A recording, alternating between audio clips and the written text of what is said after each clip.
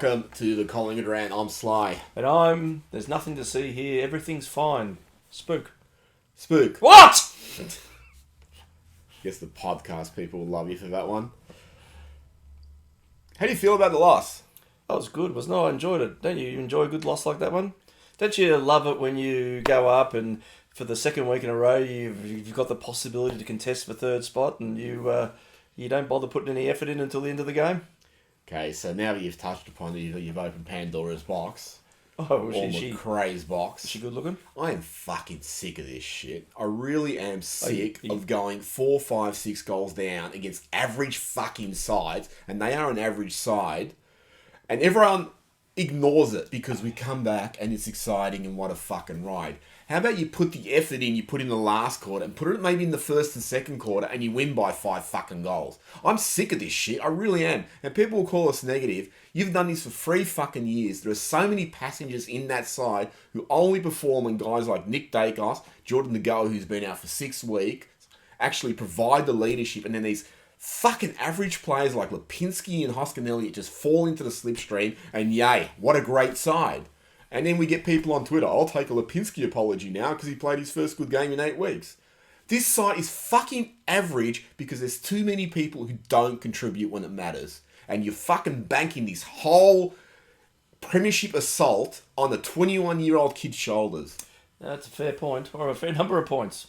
I'm sick of watching. Like, I sat there and going, I know what's going to happen. We'll go 4 or 5 goals down and then we'll have to fucking come back. And sure enough, that's exactly what we fucking did. I've touted this theory. It's always good to have theories. That in some respects, this mentality of going into these things feeling like the underdog, clawing your way back, and then having these close finishes has become almost. It's stupid to say, but it's like it's becoming a problem, and because I think that we don't treat the games as a 4-quarter effort. Because we just know that all we have to do is be thereabouts. We'll pull someone back in and we'll run over the top. We'll hold the lead and we'll win. It's like we're winning with minimal effort. I think that the mantra of getting to the finals has become something about just win and get into the next week and just win and then get it into finals and save yourself. But at the moment, it seems to be biting us on the arse. I think the opposition sides are certainly exploiting this to a certain extent. You know, you look at the way that we came back against Gold Coast. We got our noses just in front, and then that's it. We stopped. You know, they just they didn't panic or anything. They calmly went and slotted 2 and buried the game. It's not what we expected to happen. I don't think the narrative was supposed to end that way. I'm glad it did, because it might wake these fucking players up. Okay, so looking at this side, all right, Nick Dacos, cannot fault him at all. De Goey comes back in after 5-6 weeks, our second best player. Okay, and then there's been second heaviest player. Yeah. Well, there's a couple other contributors, like Darcy Cameron's generally been good the whole year, but Witt's totally pantsed him. And I actually was pretty disappointed, as I was saying to you off camera. It's like, you know what? That's their strength, Wits. Okay, how do you maximise your own strength? Maybe take fucking Darcy Cameron, instead of rucking him full-time against Wits, take him out of that contest. Let Kruger just go up against Wits for a bit, because you're going to lose it anyway. And go, you know what, Cameron? You ruck. Every time they put their relief ruck in, you go in. And we take advantage of that. So try and mix it up, you know. I mean, I would have... He's obviously bloody injured or something. But Darcy Moore, there's another one. I would have actually even just fucking thrown him into the ruck. He has been so disappointing this year. He's obviously carrying something. I mean, there's about a month ago they said he went for scans. And they go, no, it's just maintenance. Well, it's obviously maintenance of something that's really debilitating. Oh, I think it's almost... There's 3 things that sort of stand out to a point there. I think clearly probably carrying something's one of them. The absence of Murphy has become quite telling. I think the way that they both played and they both ran off their opponents, they were intercepting the ball. They worked really well in tandem. Now that that's not there, it's become such a staid, predictable backline to a certain extent. I'm a Frampton fan, but fucking hell, that was diabolical. That performance, it just completely collapsed. And the thing is that Gold Coast are playing a high pressure game. The ball was fucking endlessly going into the forward line. I mean, I don't think anyone could have staved off the attacks. It's not so much that, it was the moments of fucking stupidity handballing across the face a goal into congestion. It was just like stupid, yeah. There was just stupid moments like that we're better drilled than that. That's Apparently where not.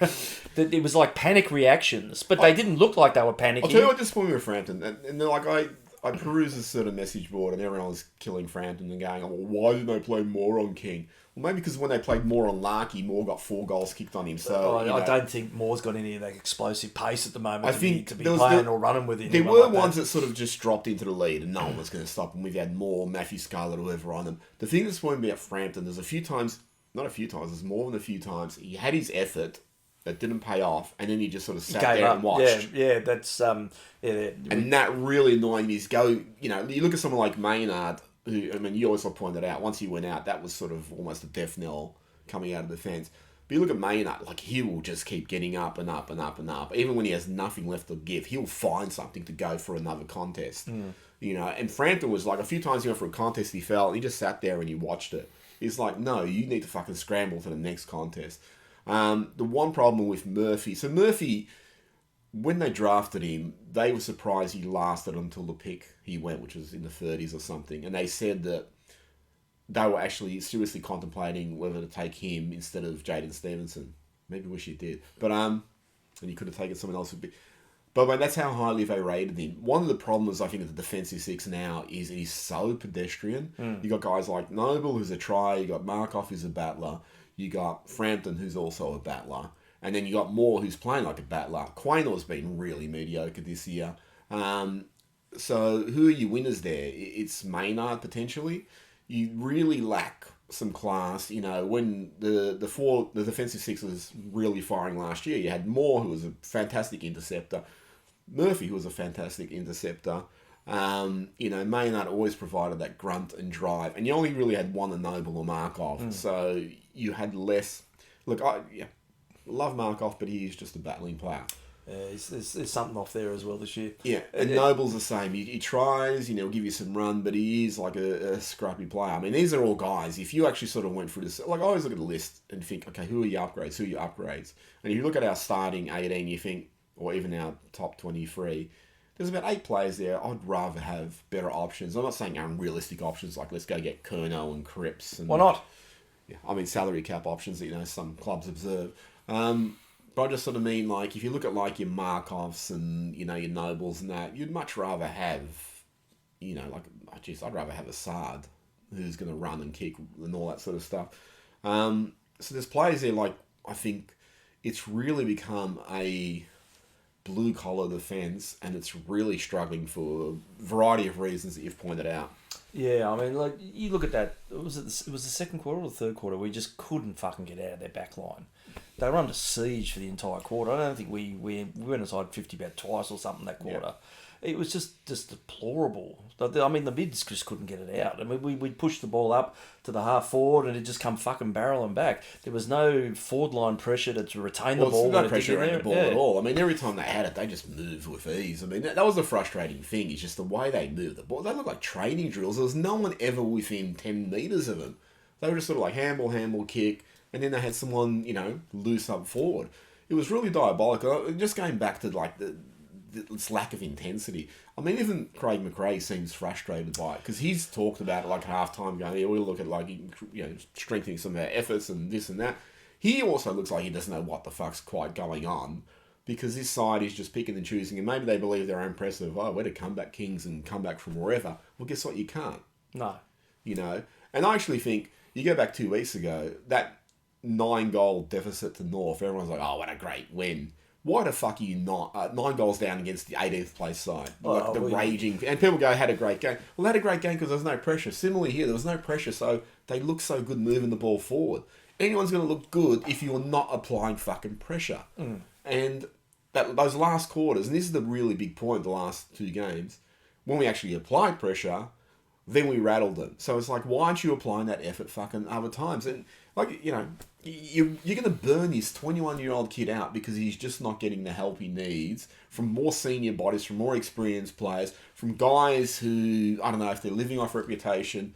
And the really disappointing thing is if you look at, like, the whole list, it's like, who's coming up and actually applying pressure to these guys? You go back a couple of years ago, Nick Baker's coming in. really sort of pushing, earning his spot. You look at it now as like, who's actually going to demand a spot from the VFL? No. I mean, just going back to, I mentioned that there was three things, and we talked about two.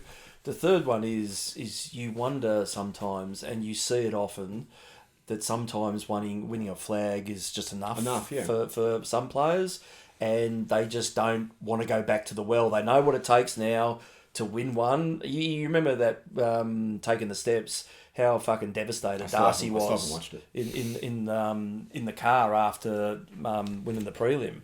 It's just like the pressure Cap was just like, there's no let off, and now next week it's something anew, and it can either go good or it can go bad. I think you run that gamut of emotions for 12 months, you win one of these things, that not every side just naturally has that burning hunger to do it again. They all talked at the start of the year about the elation of that moment. But at that point, it's easy to talk about how wonderful it is. When you start having to do the work again, and you're doing the work at a level now where you're the hunted, you're also then seeing other sides lifting, and they're applying pressure. They're beating you at your own sort of game. It's a ball game that not everyone wants to play again or go round again. And you often see some sides that'll reset a year and then launch again. Once they have that pain of missing out, it's suddenly the flame is reignited and you'll go again. You sort of get the impression that the likes of Nick, if you could bottle his not only just his ability but his attitude and his drive and administer that intravenously to the rest of the side, you'd be untouchable. But not everyone has that as well, which is his ability just to never quit is fucking incredible for someone of that age. Well, that goal he kicked, that sidestep, if you look at like everything he did to chase the ball up, that kick to Hill, which Hill dropped, you look at the way Nick actually dropped it onto his foot. He dropped it on the way so he could do like an alley-oop over I don't know who the Gold Coast player was, but sort of to loop it up over the Gold Coast defender and kick it and make it land on Hill's chest. And Hill dropped it, and then Nick followed it up, and he did that sidestep, which is actually really reminiscent of his old man, which is the way his old man played, sort of finding his way through traffic. Talking about like that hunger, I call him Nathan Buckley's autobiography. He said when he got to Collingwood, he goes, you could tell some of these players, they'd climbed the mountain once, they didn't have it in it to do it again. And I think you're right. I think there's like certain players there who are quite happy to just rest on their laurels. But I mean, also think part of that is just the list profile of every time. If you look at like when we don't play well, all those average players are found out. They look average. When we get up and running and they suddenly like everyone's motoring along, all those guys fall in the wake, and then they suddenly look like worthwhile contributors. And I think it really shows the dearth of quality that these guys aren't the guys who can start the team up. And I've always said, I don't give a shit about how good you look when you're playing well. I want to see how good you look when we're not playing well, because that to me shows a lot more that you can actually win the ball yourself. You can actually have an impact on the game when things aren't going your team's way. It's really easy to be a downhill skier and prosper off the back of everyone else's hard work. I actually think the thing, Craig McRae's developed this brilliant system that appreciates role players when it's working well, but when it's not, those players really get found out. And there's a lot of them, I think, in that side who just are average players. And if you look at it across the board, you're not getting enough input from the guys who are like guys like Sidebottom. Sidebottom had a great last quarter against North. He was really just did nothing. Crisp had a shocker. I've never seen anyone double handle the ball so much. And I also wonder if is that because De Goey came back and displaced him? Because remember you were saying when De Goey was out, Crisp was playing well. So does that work better that way? I think there's an element of that too. You've had 5 changes this week, and that's changed the dynamic that's been running now for 5-6 weeks. It was you're bringing better quality players in, but what sort of evolved has now sort of had to snap back to what it was, and it just didn't snap back particularly well. There was a period there for the last quarter that it looked brilliant, but for the rest of it, it was a fucking disaster. Well, I think with Pendlebury, he really didn't look right. There was that last play there where he dived in the middle for the tackle, and he just looked like he couldn't extend his arm and actually had any strength in it. And I actually wonder if, and I hope it's not the case, I hope it's not they brought him back because they're trying to organise that 400th against Carlton. which would be... No, that'd be stupid. I mean, there's enough pressure there in that game. How long have you been following this club? But I've been thinking that because it's the media mention it every 5 minutes, that it becomes a bigger fucking event that day. You know, you look at the turnout for Dusty's 300th. You know, there's not too many fucking players that make it to 400. No matter which game it lands on, it's going to be fucking huge. Carlton games are already fucking huge. I don't think you need that distraction on top. It just doesn't... I don't know. Internally, I don't know the way they're thinking. That are they looking at it like, well, let's find a way to market this even bigger? I don't know if that would influence... I know if Eddie Maguire was still president, I truly believe that was the case. That was all synced. I don't know if the new administration, whether that's the case. No, I'd be disappointed if that's the case. Should we ring someone? I'd be almost at a point based on this week that you give him another week off somewhere and put it into a less... Didn't you have a week off on Saturday? Another week off, I said.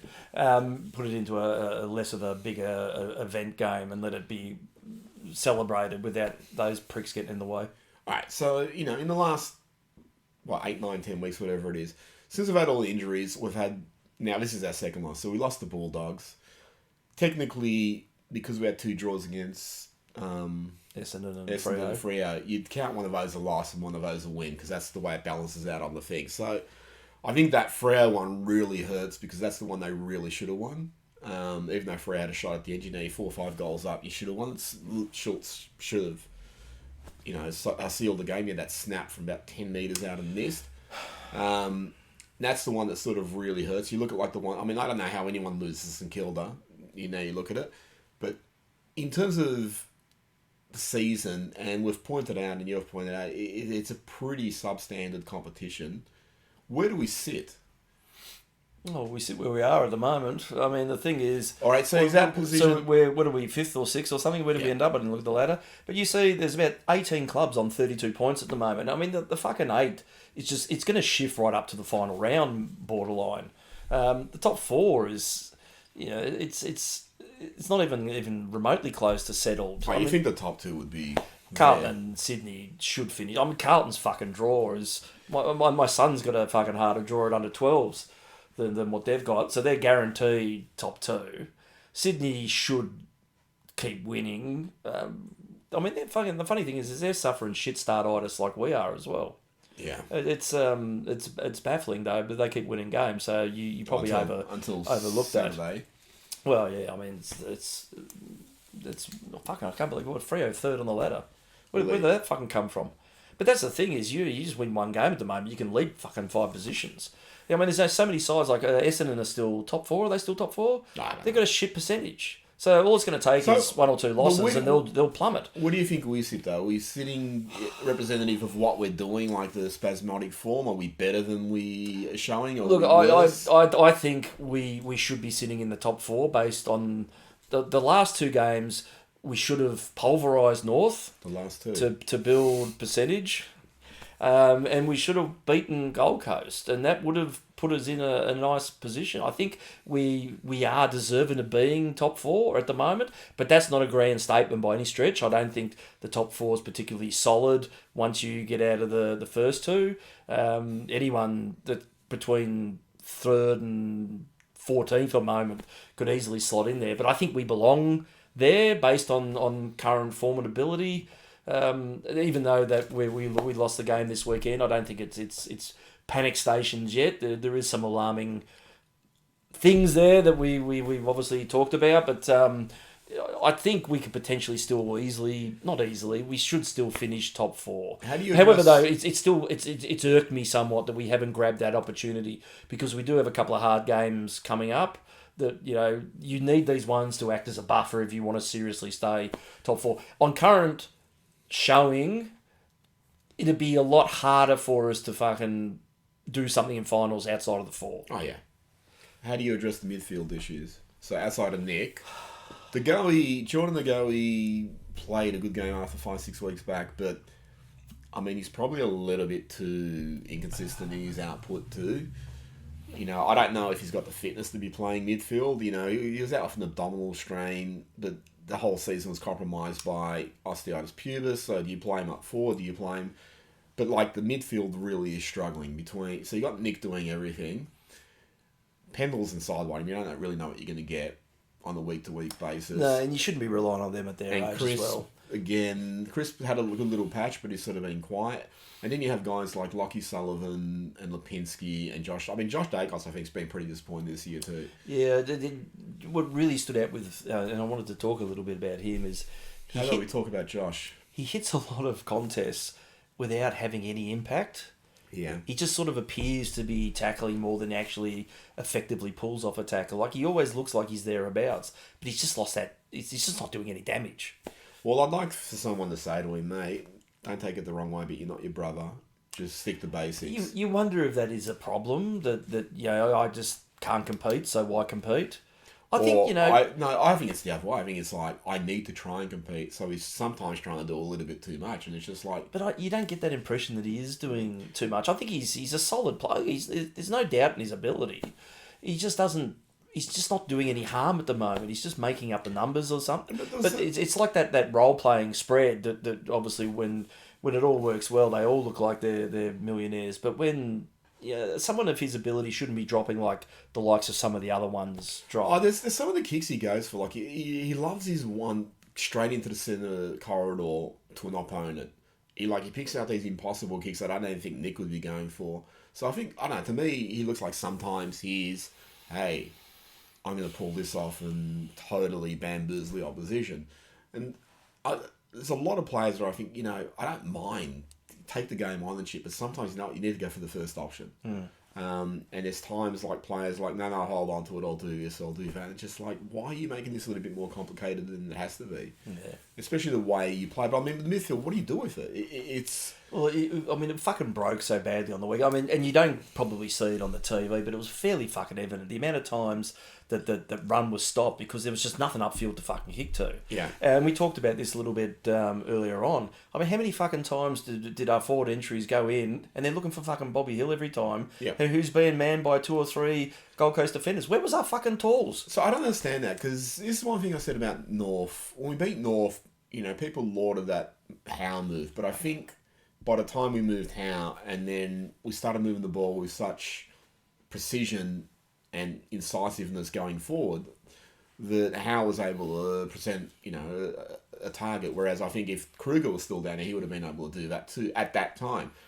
The time Kruger was struggling, I mean, you get back to Melbourne, Kruger was a target because he played pretty much that whole game with purpose.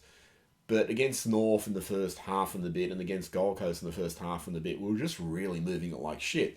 And everyone were kicking it to Hill. It was like 1-on-2, 1-on-3. I remember, Kruger was one of the people actually turn around and kick it to Hill. So it was like, what are you doing sleeping up to the wing? What's the instruction? I don't quite get who's meant to be the... Are they planning for Hill to use his pace to drop out the back? Well, that was the only conclusion I could come to, that his leap was going to give him the ability to bring it to the ground. Somehow gravity wasn't going to hold him there for long, and he was going to plummet quicker than everyone else and then run off with it. I mean, he had a stinker of a game. Like he was like it was an almost game. He almost kicked 5 or 6 goals, which could have been the difference at the end. But the fact is, he didn't. Whatever that particular tactic was, I don't think it worked. And what damaged Kruger's game was that pinch hitting of the ruck. Kept dragging him up the ground. He was up there maybe getting the odd kick and mark and stuff like that. But you want him, when the ball comes in, to be the big fucking presence there, and Hill hanging off him. Crummy, yeah. But they just didn't seem to happen. And Mio, I think he pretty much he said to Mio, check, you're not wearing that to who's the other guy with the visibility cloak? Huskin Elliott. That's the one. He said to him, he goes, there's room in there for 2, isn't there? Because after, he started like a house on fire, Mio, which is understandable. He's not played for a while with the hamstrings and that sort of thing, but he completely vanished. Yeah. Surely if you're denying any sort of run or anything, wouldn't you just fucking play out of the square? Wouldn't you always be there at least to be a target? What's interesting though? You go back to Jack Ginnivan's comments a few weeks ago that you could sort of at Collingwood, because you're all playing roles, you can disappear. And I do wonder sometimes, I think Hoskin and Elliott wrote that script for him. Say this. But they're sort of zoning, or they got sort of areas that they're zoned to do whatever they got to do. And I think sometimes it doesn't fall their way and players fall out of, I mean, look at Harrison. Harrison really struggled, and he's had games where it's almost every second week he just disappears. But then every other week he has a pretty good game. So I just wonder sometimes the way they set up forces players to fall out of contention or, being able to present themselves. Because you have games when they've had, like, my check there where he's disappeared and then he's been good, or Schultz has disappeared. I'm not sort of criticising them. I'm just sort of saying maybe the way they set up just actually... Yeah, I think there's a certain synchronicity that really has one attack mode. And when it's not firing, you see what you described before, is that you're watching this game on the TV, you're wondering where the fuck we are, because Gold Coast were just running the ball fucking end to end without any fucking interference whatsoever. Well, there was no pressure coming from anywhere. We just all seemed to be in the wrong spots. So actually, like the one thing I wanted with Kruger was to get some continuity. The Melbourne game he kicked 3. I think North he kicked 1, but he did that tackle at the start, which Schultz took the advantage and kicked the goal, so he would have got a goal there. And I think he kicked 1-1 against the Suns. Yeah, so, I mean, he kicked that crucial one. Yeah, but then he hit the post. Yeah. So, like, the way he's tracking, I actually don't mind that. I mean, for him, I just want him to fucking play, to get in, to get some game time. Because that's also another massive issue, The time is like, you watch someone like Carlton, when they struggle, they go forward and fucking Curnow will just pull out a big mark, or McKay will pull out a big mark. And we're really hoping for the best. You're hoping for Cox to pull out a mark, or Hoskin Elliott to surprise everyone, take a mark. The forward setup really struggles. You don't get those easy goals. It's always like a uphill battle just to fucking get a goal, or it's some supreme effort or something. Well, yeah, in that dry quarter, we goaled with a couple of minutes to go in the end, and fuck, that was hard work. It took ages for him to fucking get it going, and you think that's just not. It's not conducive to winning, to have to work that hard to conjure a goal. At that point, though, I mean, I guess you fucking clap your hands and you take it. Well, I mean, they've played a chaos football where they're trying to benefit off spillage and that, but I mean, you look at a couple of the goals, the Nick Dacos one where he did the sidestep and all that. There was the other one where he ran forward and he did the handball out. Jeez, I can't remember who was it that kicked the goal, but like, again, it was sort of a chaos. It wasn't really great construction. It was just like helter-skelter and benefit from it. You didn't watch any of the Sydney game? No. Logan McDonald's like the name that everyone's talking about Collingwood focusing on, and would you pick him up? I don't know how he went in this game. All I know from that game is he completely missed everything for the final set shot from about. So he hit fit right for about 50. Yeah, I think that was his audition, wasn't it? I don't know, how was he for the rest of the game? I didn't watch. I know you love your footy and you watch all the games. Yeah, no, I only watched the last quarter. I mean, the Logan McDonald, I haven't really seen. He reminds me a bit of Josh Shaky, whatever, the one that went from Brisbane to Bulldogs. I think he's at Melbourne now. At the moment, like, I haven't seen a lot of him, but he doesn't seem to me like that big commanding forward. He might be. I've heard he's more of an aerobic beast and all that sort of stuff, but I haven't quite. Like, you watch players and you sort of go, okay, where's that bit of play where I feel like they belong and shit like that. I haven't quite seen. I haven't seen a lot of him though, admittedly, and playing in Sydney on fucking that postage stamp of a ground's probably not the best place for a guy who's an aerobic beast to really be benefiting. But I don't know. I mean, I was saying this to you off camera, is like, you've paid a first rounder and a second rounder for Schultz, and now Sydney's going to be perfectly entitled to go, well, you paid that for Schultz. This guy's twice his size. You've got a fucking decade of showing that you'll fucking give up whatever it takes for whoever. We constantly overpay. I think because of who we are, we're forced to overpay to a certain extent. But, here's a fucking another novel option. Why don't you fucking draft some of these players that we're crying for? Why do we have to go out and chase the fucking expensive option? Because, they ain't going to give Logan McDonald for anything less to us for 2 first rounders. Now, I don't know whether you've been keeping track of current events. We don't have anything to fucking trade. There's talk about there's potentially a change at the end of the year where you can trade 2 years into advance. Well, gee, who's the first club that's going to be fucking taking that one to the cleaner? Well, this is the thing I really hate about the Graham Wright strategy is sort of like, pay whatever it is, and we'll fix it up next year. And it's just sort of, you're like a gambler who's just constantly sort of getting that one hand paying off and then going all for broke yet again. And they've really fucked up with their list management. We're talking about the draft where they traded their first rounder, which ended up being pick 2 for a couple of picks in the 20s, and that's ended up with Ollie Henry's gone, Poulter's gone, McMahon's gone, Ginnivan's gone, and the guys who remain are like McInnes, Finley McRae, and McCreary. And the only one you're getting a payoff at the moment, he's been really struggling this year, is McCreary. So I really just sort of look at it and go, their list management is just like it's like the Titanic. They're constantly bailing out water, but at some point the fucking thing's going to sink because you've invested so heavily in topping up. I mean, what else do you do here? I mean, Tasmania's going to come in and get 9 years of draft picks. From an already diluted talent pool. Yeah. So what do you do? Because it's not really... We don't really have the draft picks to go to the draft. And even if we did, you're entering a period now where it's going to be so compromised. So what do? Do you just top up like Geelong and hope you get like some good players in?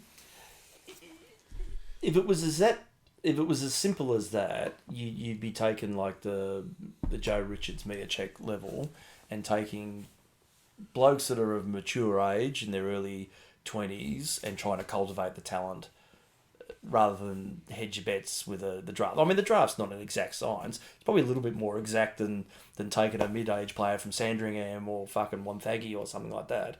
But, you know, the thing is, like, some of them do hit the ground and they look like they belong and they can have an immediate impact. They ain't all going to be like that, though. You can only speculate for so long before you just then become... But the one thing we know of the draft is the higher you pick, as in the lower, like first rounder and all that, the more chance you are going to get a good player versus... Yeah. If you're invest in the first round, generally there's probably, I mean, statistically, there surely should be more hits than there are misses. Second round, you're starting to get a bit cagey, and anything beyond that is a Hail Mary, and, you know, you never know. You can always unearth a gem at any particular place. It's always a possibility, but you like to think that the science should say that staying as close to the start will net you the better players. I mean, they're like tools. There ain't too many fucking good quality tools around. And they always seem to vanish by the time it comes around to our first pick. And we take that, and like that best available approach is really starting to do my fucking head in. Because where's your demonstration of the best availables? You know, none of them have really become long-termers, like what you said before. You know, strategically, we traded that first rounder because I think we were going to be forced to use it on Nick anyway. So you then blew it up into smaller pieces, and you went for a whole bunch of Hail Marys. Like you said, there's only 2 now that are left. So again, look, you've sort of, if that was your strategy to make something bigger, it's a hard one to pull off because you don't know who everyone else is going to pick. You've got probably a pool of players that you're going to read out the names of if they're available by the time you get to that pick. And if not, you're then bringing in the best available approach. You know, we needed a tall forward. Do we pick one now, or do we go with the best guy that we think's available? See, it's like we try and make it too complicated. It's weird though, because you look at someone like Jake Riccardi at Great Western Sydney, and we were in the Phantom draft tipped to take him. We didn't, and he was available until pick 50 or something. So he was there to take as you know. I don't know whether they just sort of say, well, those lower picks aren't worth the speculation. But it's the thing I really get scared about is you look at like Geelong, and Geelong topped up and were in finals, but they never look like they're going to fucking win one. And they only look like they finally going to win a flag when they got Cameron and Dangerfield in. And Cameron was a pick 1, and Dangerfield would have been, he was like a 10 or 13 or something, but ultimately he would have been like a top 5 pick retrospectively. So they actually got some quality in. With Collingwood, you know, like I'm a big fan of Frampton, but you're still taking the guy who was pick 84 who couldn't get a game at a shit club. You know, you're getting these sort of guys like Markov, who was discarded by 2 clubs. You know, I know the philosophy is, we'll find their strengths and work to them, but you know what? I'd rather find a player who has a lot of strengths and that you don't have to sort of fucking shield. And we sort of keep getting these speculative players in and trying to benefit from them. But the problem is now you're coming up, like I said, to Tasmania coming into the side. So it's like you can't really go to the draft, and you don't really have the capital to go to the draft anyway. So what do? You top up. I mean, you know what I'd love for fucking them. I know they won't do it. I would love if they fucking went and poached Petrarca and Bontempelli and just paid them $1 million each, and actually got some real cream quality for free agents in, or whoever the free agents are, rather than constantly getting in your Hoskin Elliots, your Lipinskis and all that, like all these serviceable role players. Well, fucking bring some elite talent. You really need to protect Nick Dacos too. That's the thing. I mean, you would expect this was our last tilt with the list and the age profile we've got. We're going to have to drop off for a couple of years. We'll go down the bottom to come good again. You're wasting Nick's talent at his coming into his prime for those couple of years. It's going to be a travesty to see that one kid's going to be out there busting his nut every week with a bunch of developers around him. he really should have that support mechanism as early as possible. I agree 100%. I mean, it's disappointing that, you know... Look, I don't know what the club's projections are. I don't know how far ahead they look.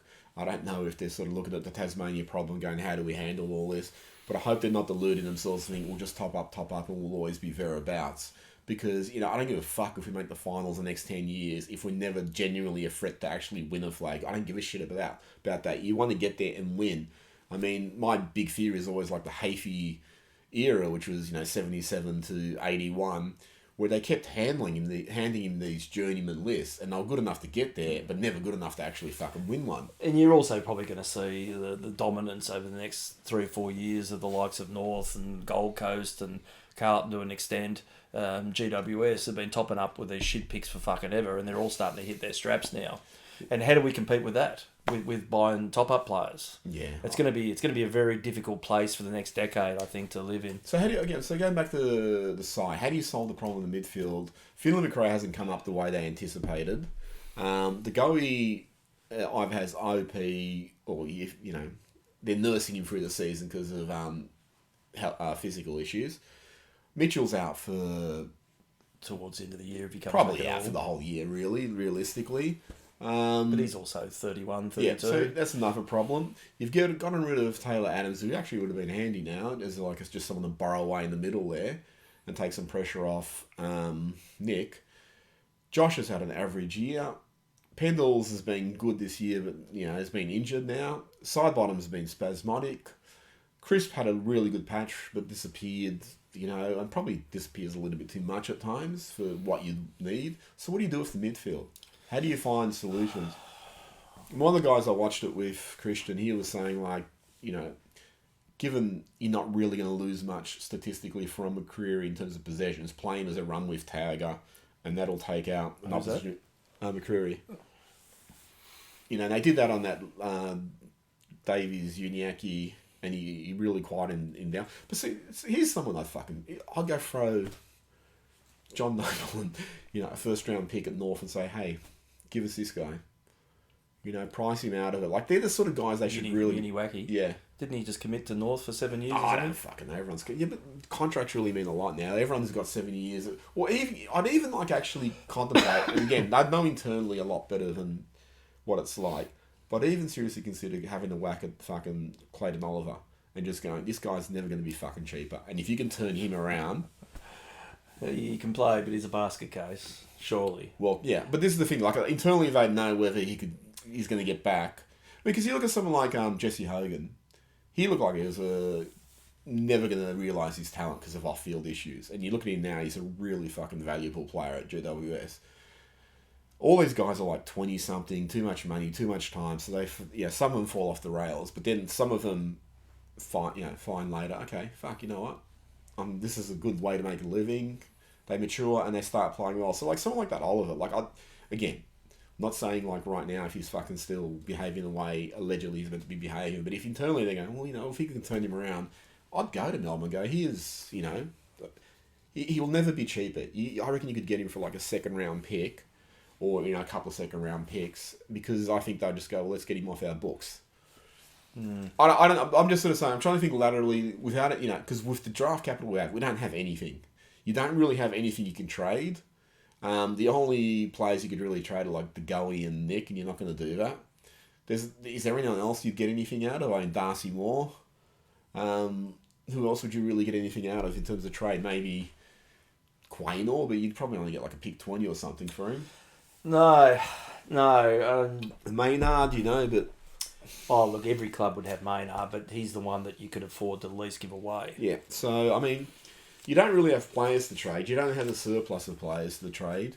It's not like, you know, sometimes when you get premiership teams and they've got like 4 or 5 senior players sitting in the VFL who can't get a game and you can, you know, you get something out of them. Yeah, there's something amiss with the VFL as well, too. Because they'd have to be fucking bottom of the VFL table. They get. I think they'd have to start another table just to put them in it. They get pumped every fucking week. None of them. You hear from the track watchers, the people that bother watching the VFL, that there's never anyone who really stands out. No one ever shows any AFL attributes but you've seen over the last 6 weeks through attrition, we've brought players in and they've looked pretty good or okay-ish when they've come in. There's clearly a divide between the senior system and the VFL system. I know whether the VFL system's, I mean, really at the end of the day, it's a give a fuck competition, and no one does. Now, I mean, who fucking won the VFL Premiership last year? Who fucking cares? Is the answer. So you're sending players back down there, or you try to develop talent, probably to play a role so that they can slot into your senior side. Results become non-existent.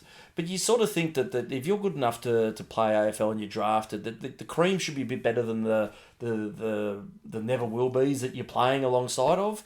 But you don't see anything that says that they're better or worse or indifferent than the entire VFL list. I think the big problem is, like, every club has injuries every year. But, you know, if you have like a small injury list, 4 or 5 players, so you got 23 in the seniors, and you're going to have 12 to 15 listed players in the VFL. So you can actually replicate your AFL structure in the VFL through all these listed players. With the fucking amount of injuries we've had, I think we've got about 5 AFL listed players in the VFL. It's like, how do you maintain structure when everyone else is a ringer who's just appearing to fill out numbers? I don't know how the VFL works in terms of, because I know you got like VFL listed players, but surely at some point you exhaust them, because we've had so many injuries, and you're probably getting, you know, hey, let's call the Diamond Valley and get this guy to fill in this so you can play like this. It must be more or less that. I mean, you used to have your full AFL, VFL squads. You had your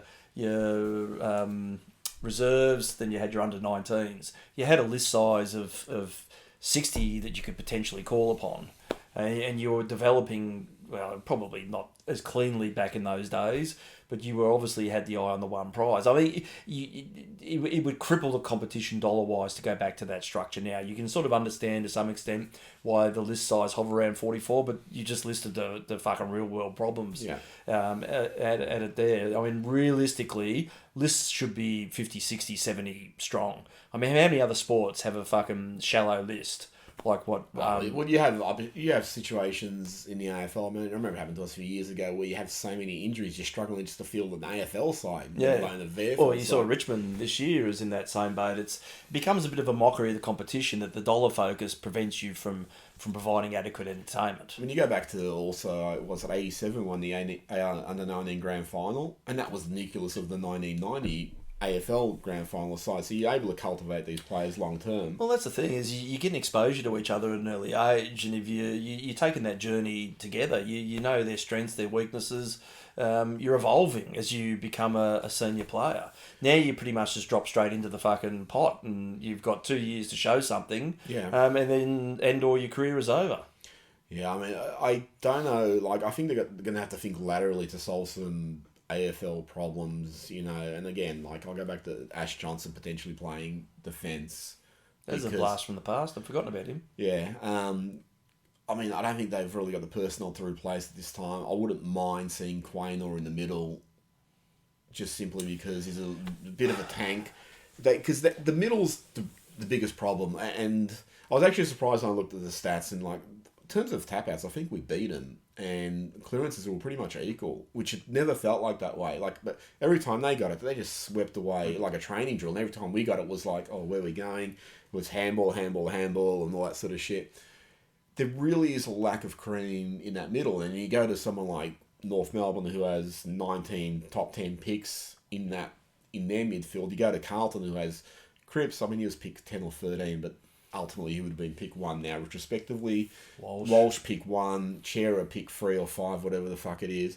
You know, you look at these other clubs who have actually got, you know, cream players in there. We've got 1.5 with the goey.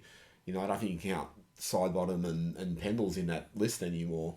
We just really lack cream, you know. And then you got the Cameron, who's had a really good season in the ruck, but he's not really a dominant tap ruckman. He's good around the ground, but he's not really, you know, giving us first use of the ball in that way. So, and that's where the chop out with Cox works far better than any of the relief. The only thing I like about Cox too is just that he's a mongrel. So with Witts, I could see him just running and sticking his knee into Witts first up, and just Witts going, oh shit, well, what's this guy doing? Whereas Cameron doesn't seem to really have that about him. Like, there's a few times where I just think, you know, just give him the free, but fucking run into him. And it's like, you know what, the next time he's actually going to have to think twice about whether he should stand there in front of you.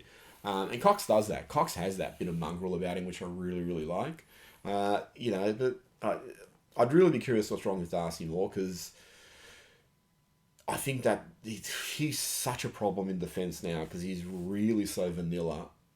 I try to find a way to free him of all that responsibility. I mean, I think people of our vintage, yes, but like younger people don't realise how fucking good a ruckman his dad was, and I think Darcy could easily replicate that. People talk about Grundy being athletic and all that, but Darcy can actually run around and take marks and shit like that. But not that would just create new problems. But in terms of like what's happening down the fence, there's fucking massive issues, and it's like, how are you going to solve that with the personnel? And maybe you do need to just go, you know what, Moore's actually part of the problem here. Let's move him and just rely on some grunt. I don't know. The list management's like, there's so many holes that have the potential to just open up and swallow positionally so many, players. Yeah, the problem is at the moment, though, when it comes to defensive tools, you take more out of the back line, that's all your game's experience gone. It's just a couple of blokes with handfuls under their belt expecting to sort of marshal the troops down there. I think it'd be a bit of a calamity. But, if your midfield functions well, you don't have a gun down there all that often, it's not a problem. Yeah. I mean, what do you do with like Howard? Do you leave him in defence? Do you start him up forward? Geez, he's becoming the swing man because of reasons. What did he end up with on the weekend? Kick one when he was moved forward? I mean, I think Fly mentioned that it was a positive moving up forward, but I'm not sure I saw that much of a difference come to it.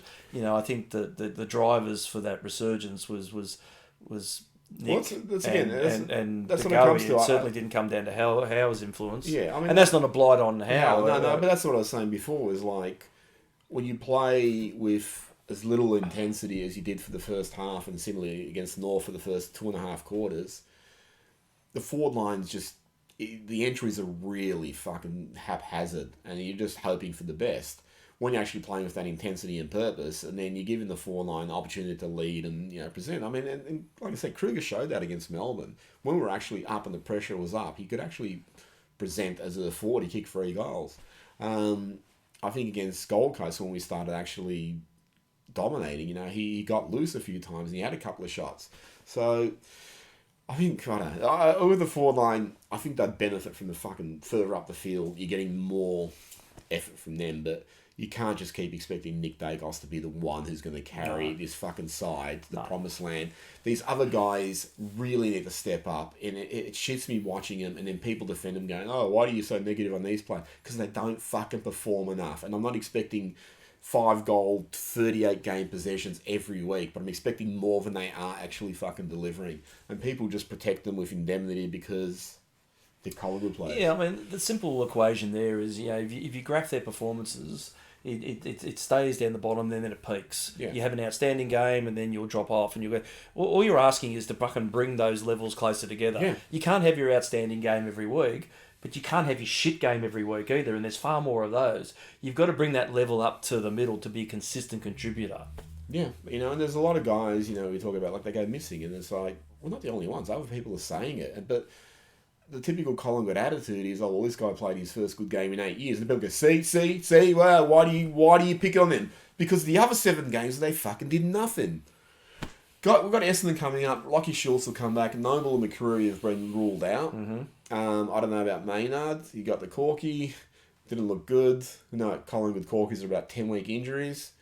I don't know if there's anyone left to come back. They're saying Elliott's close, but probably not that close. Cox, Mitchell, just too far away. Cox is, miles away. And I don't think Cox and Mitchell will come back, but it's going to be hard. I mean, the thing is, the problem with Cox is if Kruger demands his spot and they're going to get McStay in as early as they possibly can, I think you're then one tall too many.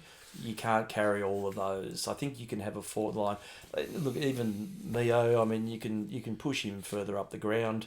He seems to enjoy it up there a bit, but you can't have all of them in that forward line. One thing I'd like to see? I'd like to see him actually be a little bit more tactical with the sub. It's like Joe Richards, the sub. It's like, I like Joe Richards. He's shown a lot. but he's not really going to be an impact player. You're going to throw him up forward, maybe he'll kick a goal or something like that. I'd rather that the sub was someone you really felt could, enter the game and just go wham. Yeah, I think Richards was, because of the, not that it's tropical up there or at this time of year, but whether the heat or the dewiness or whatever that tends to happen up there, he was brought in as fresh, hard running legs, and I think he did impact the game when he eventually came on. But you look like you go back a few. But he's coming off a ankle injury at any rate, so it's not like he was like 8 weeks peak ago, fitness for the whole time. when they played Crisp there against Brisbane, and he was like the perfect sub. I'm not saying to play him as sub, but I'm just saying I think that should be the model of someone you can bring on who will either be utility that you can move anywhere, or someone you can bring on who will actually inject quite a bit. I actually don't even fucking know what the point of the sub is, to be honest. Why not just make the fucking bench 5? Oh, because originally the sub was that if you get an injury, at least you still have the same amount of players on the bench. That was the reasoning behind it. Practice-wise, it's not really. It's become a tactical sub more than an injury sub. Well, as Pendlebury said earlier in the year, goes, well, do you actually just do it like... no, not Pendlebury, Buckley, actually. Pendlebury just said get rid of it. But Buckley just said, well, if you make a sub and then you get an injury, you should be able to bring the sub back in. Well, again, it's not a stupid idea either. Yeah. No, well, I mean, they'll probably... Which means the AFL won't even have contemplated. No, they'll probably have 2 subs. This thing about the rotations now is just a crock of shit. Playing Essendon, because I'm going to get pissed off again. We were talking about this earlier, so maybe we should actually put the camera on about half earlier. But Essendon's a fucking average side. Oh, they've beaten nobody. And the last 2 weeks, Carlton smashed them and Geelong smashed them, although the umpiring against Geelong was quite funny.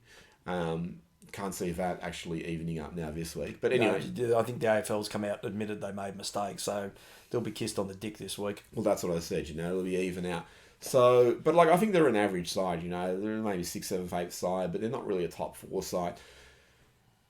If we were a serious football club, we should just beat them by 6, 7 goals. But it'll be a fucking close contest. And that just shits me. Again, there's no identity to the way you play, because it'll just be, we'll probably start well, then they'll run over the top of us, and then we'll have to regroup in the third quarter, and then the last quarter will be this slog. And it's just like, fuck off, Collingwood, maybe just smash them because they're an average club. That would be the ideal outcome. But it's hard to see that happening that cleanly. So Lockie Schultz will come back. The other 2 go out. So you probably bring someone like McInnes in. Potentially Harry DiMattia might get a debut. I don't know who else is sitting in the VFL. If you give Ed Allen another game for, I don't know. Or if you just go totally left field and bring in like a Nash Johnson or someone. I don't think so. Was it Long? That's your favourite? You love him? You bring him in? Yeah, no, Ned Long... Look, I don't know a lot about him, but I've seen in the VFL... Look, I've said this for 10, 15 years. The evolution of humanity is people get bigger. They get stronger. They develop more endurance. And if you look at the evolution of the AFL player, they're getting bigger. Pendlebury's 192 centimetres. Patrick Cripps is 195 centimetres. Carlton's ruckman of the century, John Nichols, is 189 centimetres. You're getting mids who are in the low 190s. And key forwards used to be 195 about. They're now in the 200s. So when you're drafting, stop fucking drafting 175, 180 centimetre players unless they've got some outstanding talent, which is going to help them stand out in the game. Or someone discovers the One Ring. Yeah. Ned Long, at least when you look at him, he's like Pendles. He's as big as Pendles. He's 192. He's a really big guy. So I'd hope that, at some point you can bring him in and he can play that inside mid role, wear tackles. We definitely need an inside extractor. And you go back to Braden Sire, when he was like that, he had that one really good year, 2018. And players would just hang off him trying to bring him down. He'd just be standing there because he just had too much strength. And that's what Pendles, you see that with him sometimes. But that's what I really think they need, Lockie Sullivan, I admire him, but he's not that big. They get Mitchell's fearless, but again, he's not that big. Taylor Adams isn't that big. Draft these players who have size so they can wear the physical, interaction with opposition and just shrug them off. I mean, that's one good thing with the Goey. You see people trying to tackle him, you just, fuck off. Yeah, no, very much so. And that's probably going back to what you were saying earlier about Quain, or that'd be the one strength that he'd bring to the midfield too, is just bulk and presence. Yep. That's probably where I saw McCreary being this year, but it just never happened. No. So what do you think about Essendon, Tip? Essendon will win this by 10 goals. I'm going to fucking challenge you, Collingwood, to win by 41 points. 41? 41. 40 fucking 1. 40 Are you up for it, Collingwood? Bailey Scott against North Melbourne should have been the 50. Because Jared Watley's still fucking talking about it. Is he? Yeah, he fucking had Razor Ray Chamberlain on the bloody radio, I don't know, a few days ago, and was still fucking asking about it. Well, you know what they say about knob with a bone. No. I didn't really give a fuck. No, I'm surprised you brought it up. As I said, I've said it the whole fucking year. Is it or isn't it a free? Well, what the umpire paid, that's what it is. That's what it fucking says. You don't go back in time and reverse it. But it's I say to my kids all the time with their sport when they complain about the umpiring, it's like, it doesn't really matter. It's done now. Yeah. And all you can do is influence what happens next. You can't go back and change the past. Well, I said that in round 3 after Jack Higgins kicked the goal from out of bounds. It's like, was it in or out? Well, they paid it in, so it's in. I don't give a fuck if he was actually out. It was paid in. It's not going to be undone. So, final thoughts? Just go out there and fucking win this weekend. Yeah, I agree, Collingwood. That'll be it from us. It was a good shot though. You got it through the ring. That's pretty usual through the for you, one ring. Yeah, you love the ring. We'll be back hopefully a little bit more sedate next week. Or sedated. It's kind of magic. Later. Catch. Play that fucking music, white boy.